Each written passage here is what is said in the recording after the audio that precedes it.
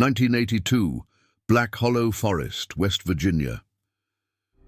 There are places not marked on any map, places swallowed by time, whispered only in rumors. One of them lies deep within Black Hollow Forest, where even the wind seems to hold its breath. Locals speak of a small wooden house, hidden far from the trails, once inhabited by a quiet, reclusive family. One night, decades ago, the family vanished without a trace. No notes, no footsteps, no answers, just silence. Since then, the house has been left to rot, or wait. Nobody dared to search for it, too.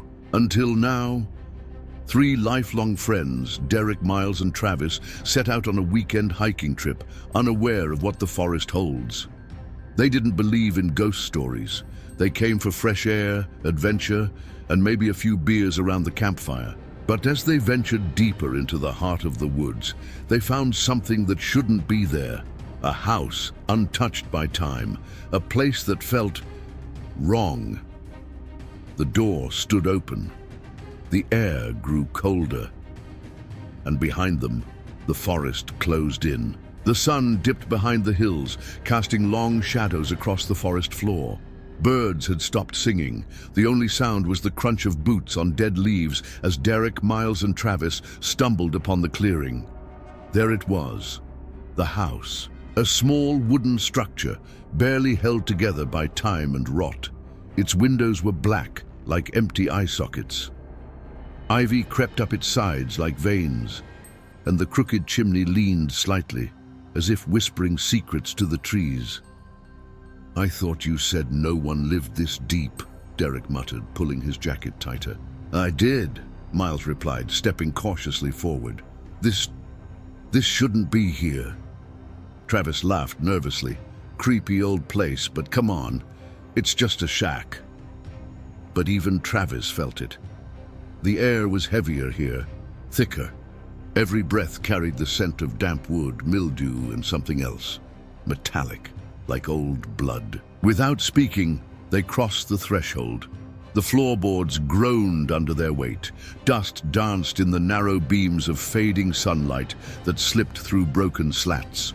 A dining table sat in the center of the room, still set with rotting plates. Mold-covered food long untouched. Chairs pulled back, as if someone had just stood up. There were toys in the corner, a cracked doll, a rusted tin car, family photos on the mantel, the faces scratched out. "Okay, this is messed up," Travis whispered. Suddenly, Miles stopped in front of a hallway. "What is it?" Derek asked. Miles pointed. "That door, it's closed." The rest were wide open or off their hinges. They approached the door slowly. Just as Derek reached out to turn the knob, bang! A loud thud echoed above them. The ceiling creaked, dust falling like snow. Something or someone had just moved upstairs. They froze. "Miles," Derek whispered, "tell me that was the wind." It wasn't. Another thud, then footsteps. Slow, dragging, deliberate. They were not alone. The footsteps didn't stop. They grew louder, closer, each step above them groaning with unbearable pressure, as though the house itself strained under the weight of something wrong. Travis stepped back. "Let's go. I'm not kidding. We need to get out of here, now." But Derek shook his head slowly. "If someone's up there, we need to know who or what." Without another word, he grabbed the flashlight from his backpack. The beam flickered as he pointed it toward the staircase. Dust drifted in the light like ash. Each step they climbed screamed beneath their feet. The air at the top of the stairs was ice cold. Every breath came out in a puff. The hallway stretched ahead, narrow, warped, almost breathing. The wallpaper peeled like shedding skin. Doors lined each side, but only one stood slightly open. The room at the end. They moved as one, silent, barely breathing.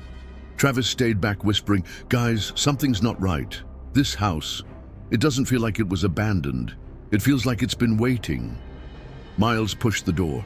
It creaked open slowly, revealing a child's bedroom untouched by time. A tiny bed with moth-eaten sheets. A rocking horse, gently swaying though no one had touched it. A music box sat open on a shelf, its tune faint and broken, playing on its own. Then the flashlight flickered, and in the corner of the room, movement.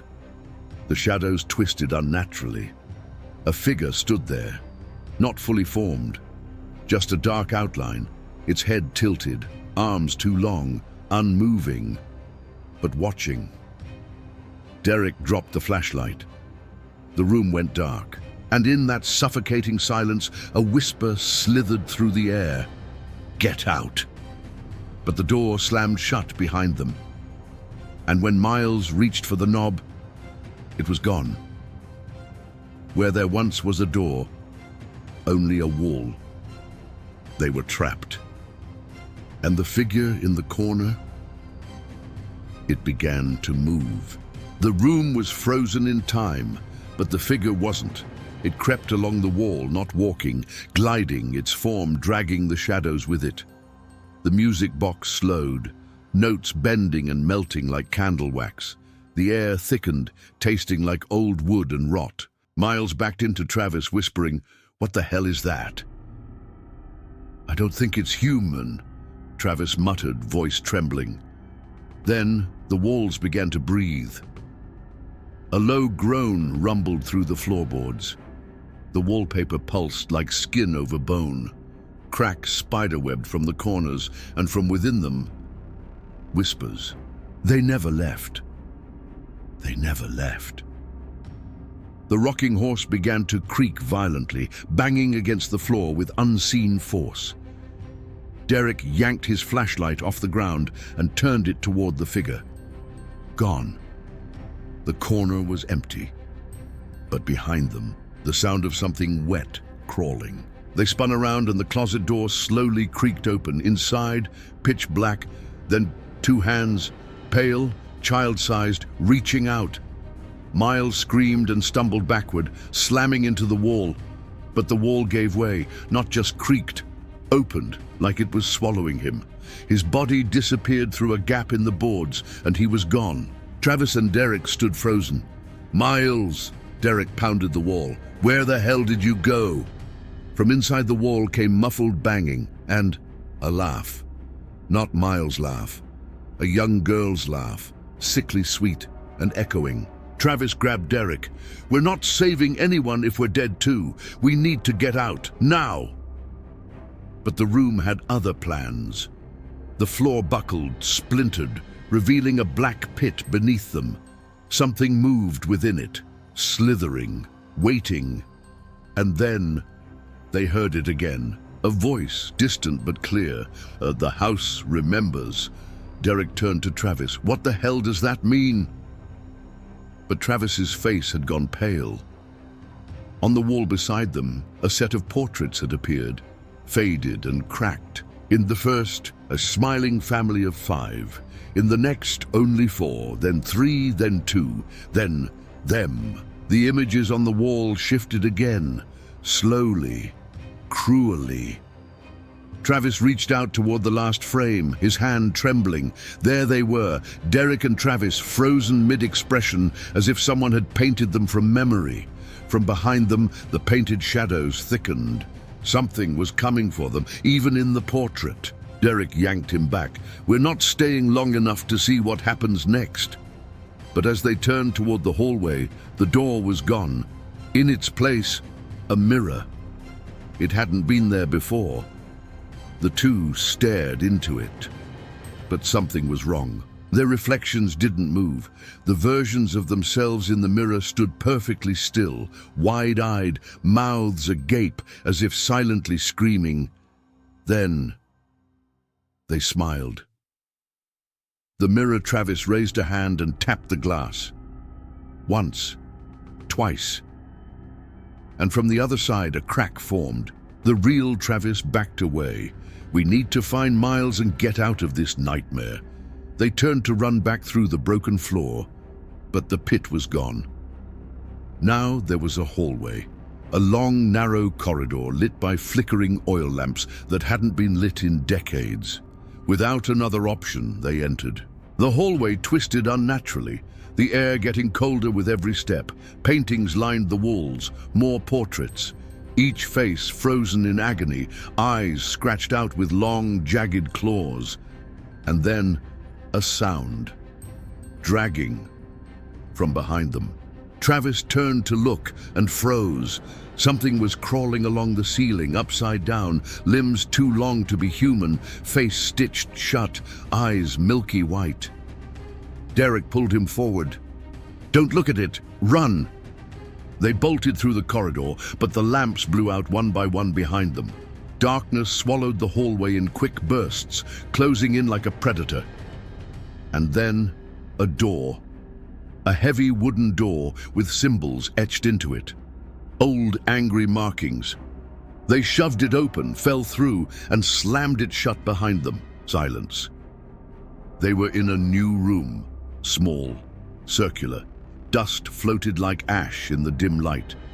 At the center, a trapdoor in the floor, sealed with a thick, rusted chain. Next to it, a child's drawing pinned to the floor with a nail. It showed the cabin, a stick-figure family, then a scribbled-out mess over the house, and in red, 3 words in shaky handwriting. They buried her. Travis looked at Derek. Who did? And then, a whisper from the trapdoor. "Find me." Travis hesitated above the trapdoor, his breath visible in the cold air. Derek knelt beside it, examining the rusted chain that held it shut. "This thing hasn't been opened in decades," he muttered, fingers tracing the aged links. "But whatever's underneath, it's still awake." The whisper came again, soft, desperate. "Find me." Travis gripped an old crowbar from a rotted shelf nearby. "If we're going to survive this place, we need to know what's really going on." With a deep breath, he wedged the crowbar beneath the latch. The metal screeched, echoing like a scream as it gave way. The chain unraveled and fell to the ground in a heavy clatter. The trapdoor creaked open on its own. A damp, rotten smell surged out from the darkness below. It was thick, foul, not just of earth and mold, but something decaying. Derek found a lantern and lit it with trembling hands. The dim glow spilled down a short ladder, disappearing into blackness. They looked at each other once more, then climbed down. The space beneath the cabin was much larger than they expected. A stone basement carved out long ago. The walls were lined with shelves of glass jars, filled with unrecognizable organic things floating in yellowed liquid. Bones, maybe, or pieces of something that had once been alive. But what disturbed them more were the drawings. Hundreds of them, covering every inch of the stone walls. Crude, childish sketches, a small house, trees, people, then the people with X's for eyes, then the same family drawn over and over, but each time one more was crossed out. And at the center of the room, illuminated by the flickering lantern, a shallow grave. No coffin, just a heap of earth, freshly disturbed. Derek stepped forward. "This doesn't make sense. Who would—" Then they heard it, scraping from within the dirt. And then a tiny, pale hand burst through the soil. Travis screamed as Derek staggered backward. The earth spilled outward violently as something began to claw its way out. It wasn't a child. It was the shape of one, but wrong. Its arms too thin, skin mottled like burned parchment, mouth sewn shut with black thread. It rose, dragging the chains that had once bound the trapdoor, now wrapped around its legs like shackles. It didn't speak. It simply pointed toward the wall. A phrase had appeared, scratched freshly into the stone, as if by invisible fingers. She was never alone. And suddenly, the whispering voices were no longer singular. They were many, hundreds. Travis and Derek turned to flee, but the ladder was gone, buried beneath stone, trapped, below the cabin with them. Travis backed into a corner, clutching the dim lantern like a lifeline. Derek stood frozen, eyes wide, staring at the thing that now loomed in the center of the room. Its sewn mouth trembling as the whispers grew louder, more chaotic, like dozens of children sobbing and laughing at once. "Don't look at it," Derek muttered, barely audible, but it was too late. The creature tilted its head toward Travis. Its stitched mouth split slightly, not from speaking, but from something inside trying to push out. A muffled scream, a human one. Travis stepped back and hit the wall. The moment his hand touched the stone, something cold slid over his skin. A hand. Another hand. Dozens of them. The walls were alive, pressed with pale, writhing limbs emerging from cracks in the rock, reaching, pulling, clawing at his jacket. He screamed and yanked free, leaving behind strips of fabric and blood. Derek grabbed him and pulled him toward a wooden door that hadn't been there moments before. It stood crooked in a part of the wall where no doorway had existed, yet now it beckoned. With no other option, they pushed it open. Inside was a room that made no sense, a perfectly preserved bedroom, like one from the 1940s. A child's bed with a porcelain doll sitting neatly on the pillow, wallpaper with faded stars and moons, a rocking chair that rocked on its own, creaking rhythmically. A photograph on the nightstand caught Derek's eye, the same family they had seen drawn on the walls. But this time, there was someone else, a fourth child, hidden in shadow, standing slightly apart. The name scrawled on the back in pencil. Miriam. Just as Derek turned to show Travis, the doll on the bed turned its head toward them and said in a voice that didn't belong to it, "She never left, she just waited." The door behind them slammed shut, and the bed began to rise. Not float, rise, as if something underneath it was standing up. They backed away. A figure, tall and skeletal, unfolded itself from beneath the mattress, draped in a decaying dress, hair like rotten rope, eyes black and empty. Miriam, but not a child anymore. She pointed at them with a trembling skeletal hand. "You opened the door, now it won't close." All the lights in the room went out. The whispers turned into screams. And then, silence. The silence was absolute, oppressive. Travis and Derek stood in pitch blackness, unable to even hear their own breathing. It was as if the air itself had been stolen from the room. Then, a single knock echoed. Not on a wall, not on the floor, on the inside of their skulls. Derek fell to his knees, clutching his head, whispering, "Make it stop! Make it stop!" While Travis stumbled backward, his back hitting a wall that hadn't been there before. A light flickered, dim yellow, swinging. It wasn't theirs, it was a lantern, held by a man with no eyes. His skin was paper thin, stretched over bone, and black dust seeped from his mouth with every rasping breath. He wore old overalls and mining boots, mud-caked and burned in places. The image was impossible, but unmistakable. The father. Travis screamed as the figure raised a shaking hand and pointed toward the bed, which was now empty. Miriam was gone. The room began to warp and twist, the furniture bent at impossible angles, the wallpaper peeled like skin, revealing faces trapped beneath, screaming, whispering, begging. "They never left," a voice croaked behind them. They turned. It was the mother, or what was left of her, hair hanging in wet clumps, eyes gouged out, mouth sewn closed. She hovered inches off the ground, dragging chains behind her. And in the corner, the third friend, Eli. Except he was not Eli anymore. His face was a mask of terror, mouth open wide in a silent scream. Behind him, hands held him up like a puppet, jerking his limbs unnaturally. "Join us!" the voices cried in unison. Derek grabbed Travis and ran toward the only thing that looked like a way out, the closet. They burst through it and found themselves back in the woods. At least, it looked like the woods. Until they turned around and saw the house wasn't behind them. It was ahead. And standing in the doorway was Miriam, smiling. She closed the door behind her, and it vanished. gone. The two of them stood there in stunned silence, breathing heavily, hearts pounding. They had escaped, but something was wrong. Very wrong. Travis looked at Derek. "Your eyes." Derek blinked. They were pitch black.